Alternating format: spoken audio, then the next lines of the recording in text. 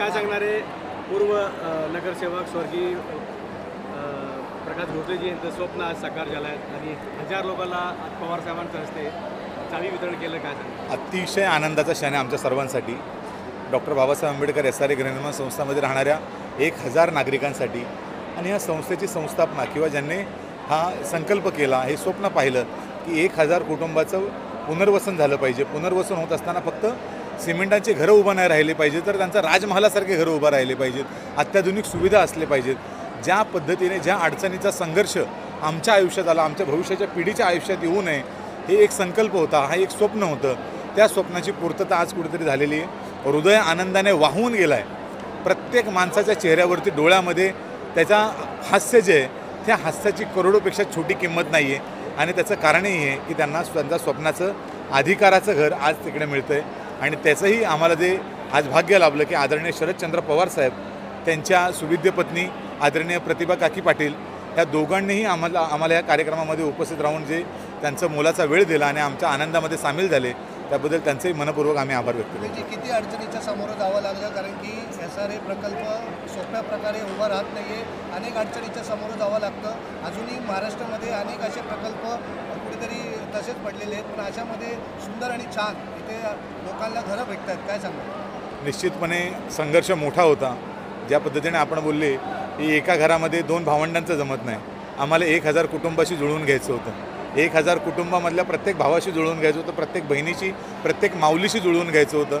तिला विश्वास द्यायचं काम करायचं होतं. संस्थेचे संस्थापक अध्यक्ष माननीय प्रकाश भोसले साहेबांनी तो विश्वास दिला, सगळ्यांना शब्द दिला आणि त्यांच्यावरती लोकांनी विश्वास ठेवला की ह्या व्यक्तीलाच्यावरती आम्ही विश्वास ठेवू. त्यांनी स्वतःच्या घराची चावी त्यांच्या हातात दिली, घरं तोडण्यासाठी कबुली दिली आणि त्या विश्वासाचं आज खऱ्या अर्थाने सोनं झालं आहे. डॉक्टर बाबासाहेब आंबेडकर SRA गृहनिर्माण संस्था प्रबुद्धनगरमध्ये 1000 लोकांना घरं मिळत आहेत. निश्चितपणे मोठा संघर्षाचा विषय होता. अनेक BMCच्या अडचणी आल्या, कधी सोसायटीला एकत्रित करण्याच्या अडचणी आल्या, लोकांना समजून सांगण्याच्या कन्व्हिन्स करण्याच्या अनेक अडचणी आल्या. कधी SRAमध्ये आम्ही ज्या पद्धतीने सांगितलं, एखाद्या व्यक्ती मेल्याच्या नंतर त्याचं वारस नोंद करण्याची अडचण असेल किंवा OC मिळवण्यासाठी अडचण असेल, अनेक अडचणीचं सामोरे केल्याच्या नंतर आज कुठेतरी हा आनंदाचा क्षण तुमच्या सगळ्यांच्या विटनेसमध्ये किंवा तुमच्या सगळ्यांच्या स्वाक्षीने आम्हाला पाहायला मिळतोय. यासारखं आमचं मोठं भाग्य नाही. अनेकांचे प्राण लगावले, कारण की आजचा दिवस त्यांना बघायला नाही भेटला, कारण की त्यांचं स्वप्न होतं ते आज कुठेतरी मध्ये नाही आहे. त्यांना मिस करतात. निश्चित रूपाने आज आम्ही त्या सर्व प्रत्येक नागरिकाला ज्याने आमच्यावर विश्वास ठेवला, त्यांचं घर रिडेव्हलप करण्याचा आम्हाला अधिकार दिला, आमच्यासोबत ते खांद्याला खांद्या लावून उभं राहिले. परंतु आज दुर्दैवाने योगायोगाने आमचा वाईट दिवस आहे की ते आमच्यासोबत नाही आहेत, परंतु त्यांचा आशीर्वाद होता, त्यांचं सहकार्य होतं, म्हणून आज हा आम्हाला सोन्याचा दिवस पाहायला मिळतोय.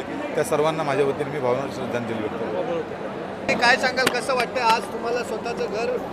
राजू गौडा, खूप आनंद होतोय मला. राजू गौडा, माझं घर मला भेटलं. राजू गौडा यांनी कृपा देण्याची कृपा करावी. आयुष्यात असा विचार केला नव्हता की स्वतःचं घर होईल राजू मुंबईमध्ये.